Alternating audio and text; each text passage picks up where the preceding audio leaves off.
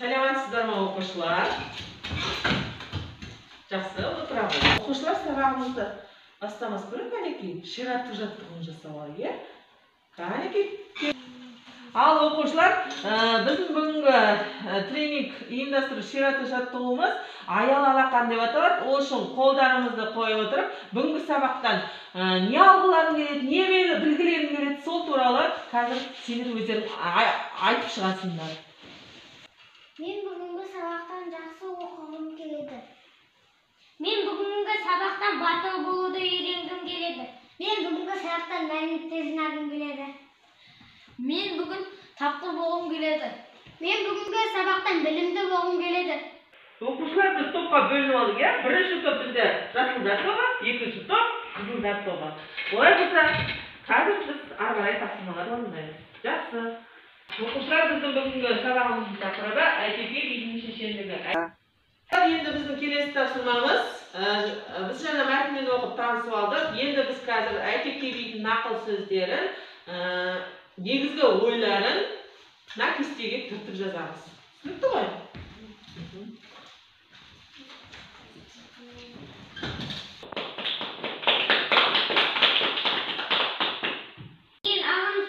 Ақыл деген дария, үлкенді сыйлау, ағасы келсе ардақтап, атын береді. Төрт сөзге тоқтау, жігіттің жақсысы, дұрыс сөзге тоқтау. Ал жақсылар, қызылдар қандай бар? Өте жақсылар, айсыңдар. Келесі тапсырмамыз сәйкестендіру әдісі арқылы мына жердегі тапсырмаларды бір-бірімен сәйкестендіріп шығамыз. Сәйкестендіріп шығамыз. Асу деген ағын су, ақыл деген дария, сөз қуған пәлеге жолығады, жол қуған олжаға жолығады. Не мағынасын айтамын? Асулаған адам асулы басылады. Ақыл деген дария, ол біз бір ақылын тыңдау керек, адамдар. Сөз қуған деген бір өсиет, не айтпау керек. Жол қуған біз жолға шығып олжаға кенелеміз. Жақсы, өте жақсы қызылдар тобы. Ал жасылдар тобы. Асу деген ағын су, ақыл деген дария, сөз қуған пәлеге жолығады, жол қуған олжаға жолығады. Дұрыс сәйкестендірді. Келесі. Ал ашулаған адам ол сәлден соң оның ашуы басылады. Ал ақыл деген ол адамның айтқан ақылын тыңдау керек. Сөз қуған деген өсек айтпау, өтірік айтпау керек. Ал жол қуған деген ол жолға шықсын, олжаға жолығасың. Жақсы. Өте жақсы жасылдар тобы. Ал екі топ бір-бірімізді бағалаймыз. Жасылдар, қызылдар тобына қандай бағалайсыздар? Баспашаға әдісі арқылы бағалаймыз. Ал қызылдар тобы, жасылдар тобына қандай бағалаймыз? Баспашаға әдісі. Жақсы, өте жақсы дейді. Жарайсыңдар. Қанекей оқушылар, енді мен екі топқа да я, жоқ деген тест беремін. Сол жауабын я, жоқ деп қана жауап береміз. Әйтеке би медреседе оқыған. Я, жоқ. Жауап бересіздер.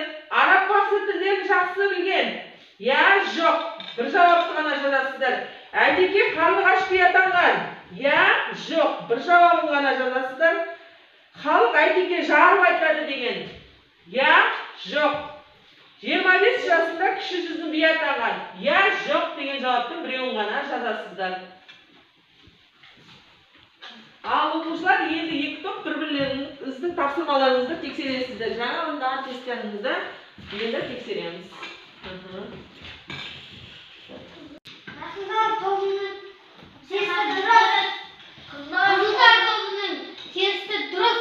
Жақсы, олай болса екі топтың да тапсырмалары я, жоқ деген тест тапсырмасы дұрыс орындалған екен. Жарайсыңдар.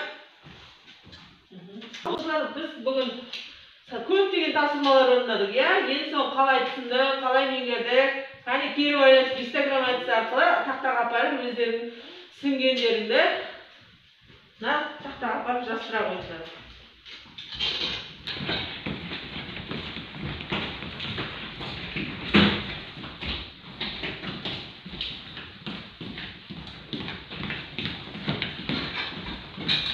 Ал оқушылар, екі топта, жасылдар тобы да, қызылдар тобы да бүгінгі сабаққа өте жақсы қатыстыңыздар. Мен сіздерге екі топқа да жұлдызша беремін. Жарайсыңдар. береді. 4. Сөзге тоқтау. Жігіттің жақсысы дұрыс сөзге тоқтай білгені. Жарайсыңдар, қызылдар тобы. Ал жасылдар тобы. Ашу бар жерде ақыл тұрмайды. 2. Кісіге бірге туыспау керек. Туысқан сөз қуыспау керек. Ағаның тілін алу көңілің жай болады. Жарайсыңдар, жасылдар тобы. Қызылдар енді топтар бір-бірлеріңізді бағалаңыздар. Смайлик арқылы бағалаймыз. Қызылдар тобы, жасылға қандай баға қоямыз? Қане смайлик көрсетеміз. Жақсы. Жасылдар тобы, қызылдар тобына. Өте жақсы, жарайсыңдар. Олай болса, бұл тапсырманы жақсы орындадыңыздар. Ал кәнекей оқушылар, біз аударыспақ әдісі арқылы сұрақ жауап қойып отырамыз. Егер де сұраққа жауап берсеңіздер, сіздерге шарик беремін. Ал жауап бере алмасаңыздар, шарикті қайтып өзіме алып аламын. Қызылдар тобы, енді бірінші сұрақ. Әйтекеге қандай оқу орнында оқыған? Бұхара Самарқан медресесінде оқыған. Жақсы, жарайсыңдар, сендерге бір шарик.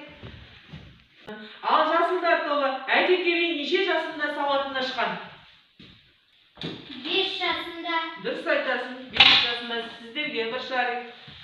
Келесі, ашу дегеніміз не? Аған су. Ашу деген аған су.